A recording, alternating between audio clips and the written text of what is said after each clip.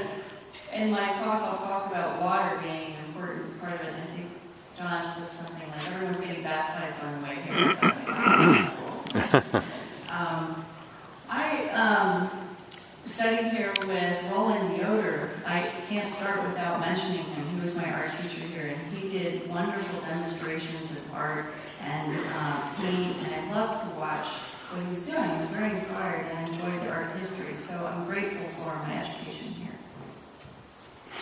My presentation, it's interesting. I'm very moved by Lindsay's sharing and about her sister Emily.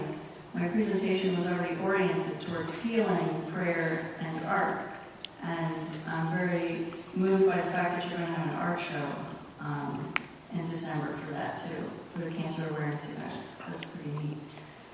This slide that you're looking at, the first piece I want to show you, this is a watercolor in pastel. It's actually a very tiny piece, so it's like, it's not this huge. It's a design for paintings that are 8 feet high for a hospital chapel in Mercy Gilbert, Arizona. And it's in Gilbert, Arizona, and Mercy Gilbert Medical Center is where the paintings are. In this piece, the chapel wanted paintings that would show healing, the give and the take, that goes beyond the medical healing. Also incorporating prayer, healing touch.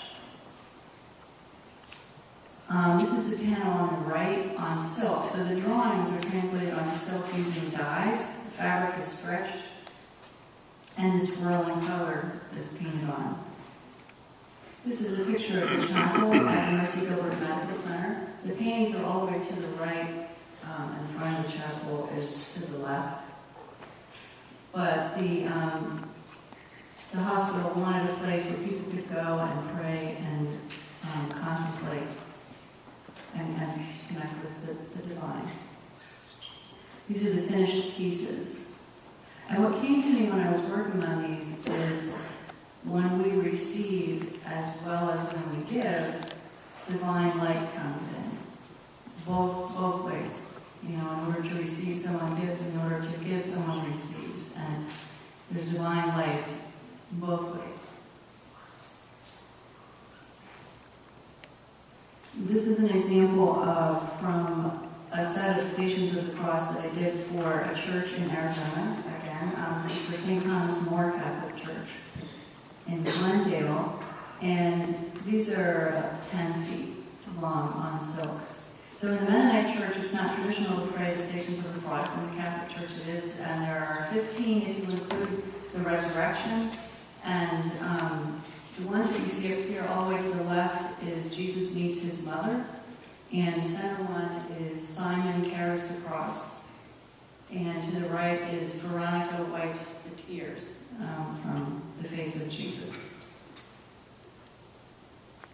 This is an example of the proposals that I made to them. In the Catholic tradition, Jesus falls 3 times. And so from left to right, it's the first, second, and third. And the only stipulation they had is there was a cross shape, which goes lower as you go to the right. This is an installation view with one of the falls to the left and the right. The one in the middle is the tears of the women weeping. And the priest had asked me to write prayers when I was working on these, and I thought, but this can't be for me because I'm just a painter. I'm doing painting. I want to do the prayers. And he said, no, I really think you should. So I began to write them down. I looked through my journals, and I read them from my dad. He said, no, keep going. It's okay. Artists need support each other. So this is one of the prayers that I wrote for the one all the way on the right. Jesus falls the 3rd time. And I made these direct. Through your choice to take on this pain and weight, I am healed. You took on the weight and burning pain and fell 3 times in order that we might get up again in healing and stand strong. This is the final piece in the Stations of the Cross project. This is the resurrection. And when I created the pieces, I had to paint this one first. It just came that way. You know, in order to paint the Stations of the Cross, I had to anchor myself in the power of the resurrection, in life, in moving forward. And that carried me through the project. My prayer for this one: all colors represent total expansion of your kingdom, power, and glory in perfect love that overcomes even death. The colors explode off the composition on all sides. You are boundless. May we love you with our minds, hearts, and strength in this life and the next.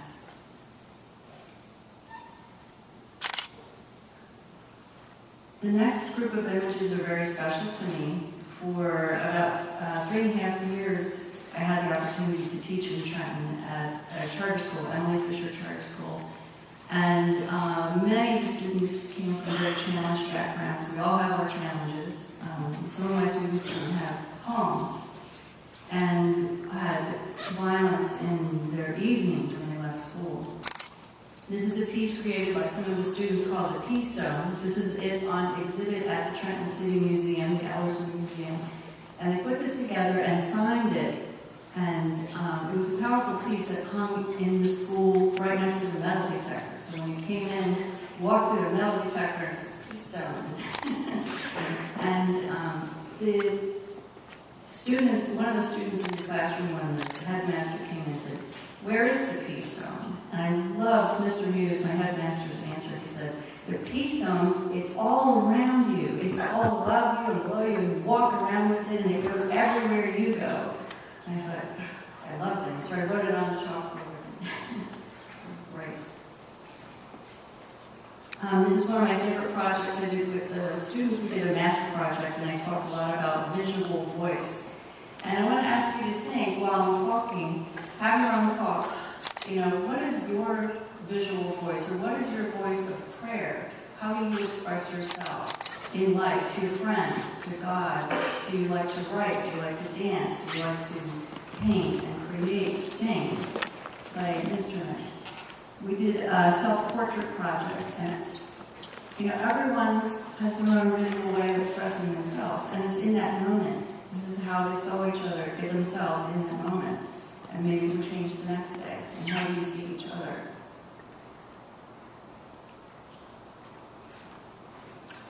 This is a student who created, this is Nandi, a piece about music and visual art. She likes ice cream. It was her piece about herself. And perhaps your visual voice is enjoying what is, the shadows, you know, a texture. This is Taraji's charcoal. And perhaps your art isn't so happy. Maybe there's something to say that's difficult. This piece by Devante talks about broken dreams. And the things that are lying in the way are bullet shells. And it says, a lot of dreams people have don't come true because where they're living. Being brought up in the hood could break or push back a basketball player's dreams because they are now involved in the streets. But you can have a bright future if you stay on a straight path instead of having broken dreams. So art is a place you can face the truth. Because some of the work had things in it that was difficult to look at, we also started to fold Japanese peace cranes. Maybe many of you have folded them. It's a meditative act just to fold it. And we had them all over the school, and we put the work up all over the classroom around school. We were stapling cranes, sort of as prayers. So prayer can be something like an action, putting something somewhere and saying, peace, this is what we want. And this is a string of them by my desk. It's in my house and I love it. While I was teaching the first year, I came home and was working on this piece. And the brushwork was my prayer. The act of putting the paint down was rebuilding myself on my interior. It was my act of prayer. I'll bring this one tonight and put it by my table. And you might recognize this. This is your very own student center. The title of these pieces are Transposition, sort of transposed from Rebel Hall shapes, the barn shape of the roof, the main pieces that are in the atrium, and also from the agrarian roots. There's a lot of nature in here that is transferred into painting on silk. So I mentioned fire and water. This being your prayer room, water being a symbol of baptism and fire of the Holy Spirit are in here. And there's a little red bird, maybe some of you know, upper left, for the presence of God as a symbol for Janine Musselman was a cardinal. And so I put that in there to honor her symbol for God's presence. And think again for yourself. Do you have a symbol for God's presence? Do you look for something when you walk in nature? Or is there something when you read or that you hear? What is your... You have a symbol that is yours specifically for God's presence.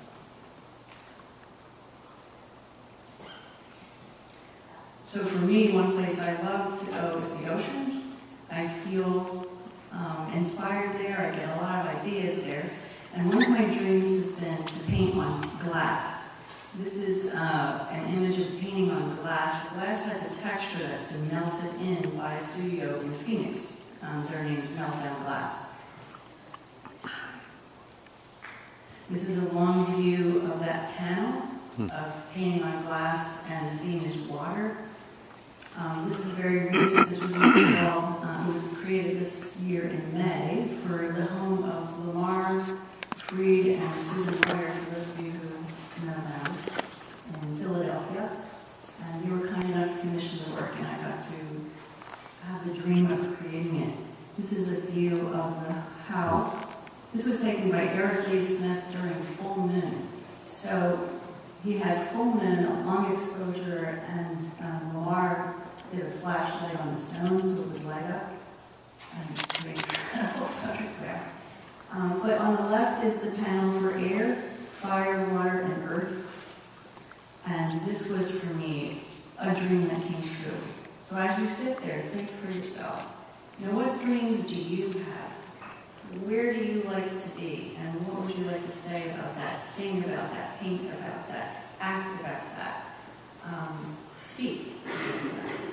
What is your way? And also, where do you listen? And so, blessings to you in your listening, and may you be not disappointed, but here in abundance.